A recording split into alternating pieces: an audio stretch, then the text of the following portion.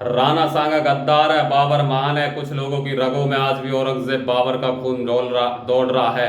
और यादव समाज के भाइयों से कहना चाहता हूं, अपने आप को श्री कृष्ण का वंशज बताते हो, आपके व्यक्तियों को गौ माता के गोबर से आज बदबू आ रही है। जो कि श्री कृष्ण भगवान मथुरा वृंदावन की धरती पर पलकर बड़े हुए हों, गौ माता का दूध पीकर बड़े हुए हों, तो ये हिंदू धर्म के लिए शर्म की बात है। राजपूत समाज में जन्मे बहुत सारे राजा हैं। मैं हिंदू समाज का होने के नाते एक बात कहना चाहता हूं सभी छत्तीस बिरादरी को, जो अपने आप को हिंदू कहते हैं, आज ये मत सोचो कि ये लड़ाई राजपूत समाज की है, राजपूत समाज के महाराजाओं की है। ये लड़ाई समस्त हिंदू की है। छत्तीस बिरादरी को इस हिंदू सूरवीर राणा सांगा, जिसके शरीर पर 80 घाव हो, जिसकी एक आंख, एक हाथ, एक पैर कट जाने के बावजूद भी लड़ता रहा हो, तो वो राजा सोचिए कितने ताकतवर रहे होंगे। जिसने 100 के 100 युद्ध अपने जीवन में जीते हों, आज वो बाबर औरंगजेब की औलादें राणा सांगा के ऊपर गलत टिप्पणी करती है। और हिंदू होने के नाते छत्तीस बिरादरी से आन करूंगा, राजपूत समाज का कंधे से कंधा देने का समय आ गया है।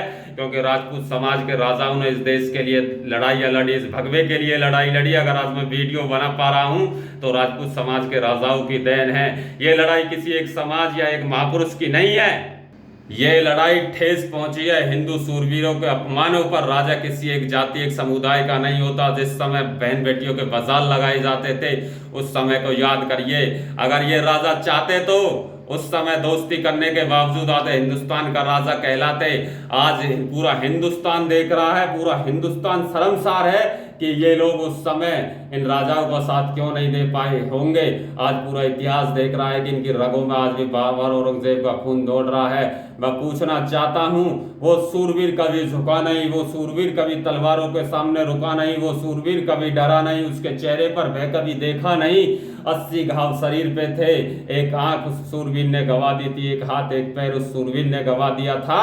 और जब भी वो सूरवीर इस धर्म, इस भगवे के लिए लड़ता रहा, तो कितने ताकतवर वो सूरवीर रहे होंगे। आज 2 कौड़ी के नेता सरकार और प्रशासन की मदद लेने के बावजूद और 100 पुलिस वालों के बीच में बैठने के बावजूद ये कहता हो कि देख लेंगे, आने दो।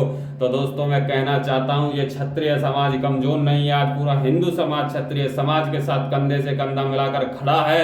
अगर जो आज राजपूत समाज का साथ नहीं दे पाया, हम हिंदू होने के नाते, तो हमें शर्म आनी चाहिए अपने आप को हिंदू कहते हुए। तो दोस्तों, कहना चाहता हूं, ये विचार करने का समय है। वोट बैंक के लिए अगर लोग इतने नीचे गिर सकते हैं, जो गौ माता के गोबर से बदबू बताते हैं, जिस गौ माता के गोबर के उपलों का प्रयोग हवन में किया जाता हो, जिस गौ माता के गोबर का प्रयोग अच्छे अच्छे कार्यों में किया जाता, आज उन लोगों को गौ माता के गोबर से बास आ रही है। आज छत्तीस बिरादरी, मैं कहना चाहता हूं, अपने शक्ति को पहचानो और राजपूत समाज का कंधे से कंधा मिलाकर हमारा साथ देने का समय आ गया है। ये फर्ज हमें हिंदू होने के नाते निभाना है और आप सभी को आगे आना है। उन महाराणा प्रताप के दादा पर ये गलत बयान है, जिस महाराणा प्रताप ने हल्दी घाटी में 20,000 राजपूतों के साथ वो समय लड़ाई लड़ी थी 1,000 मुगलों से, जब भी वो जीत कर आए थे। वो उस महाराणा प्रताप के दादा की बात कर रहा है, जिस महाराणा प्रताप ने सोने की थालियों को छोड़कर दलित और भीलों के बीच में बैठकर जंगलों में घास की रोटियां खाई। उस महाराणा प्रताप के दादा की बात कर रहा है, जिसके शरीर पर 80 घाव थे। तुम उस महाराणा प्रताप की बात कर रहे हो जो जंगलों में रहकर, भूखे प्यासे रहकर भी इस हिंदू धर्म को नहीं झुकने दिया। तुम उस महाराणा प्रताप के दादा की बात कर रहे हो जिन्होंने एक हाथ, एक पैर युद्ध में गवा दिया हो। तुम उस महाराणा प्रताप की बात कर रहे हो। अगर महाराणा प्रताप नहीं होते तो आज ये हिंदुस्तान नहीं होता, महाराणा प्रताप नहीं होते तो आज ये देश नहीं होता, महाराणा प्रताप नहीं होते तो आज ये भगवा नहीं होता।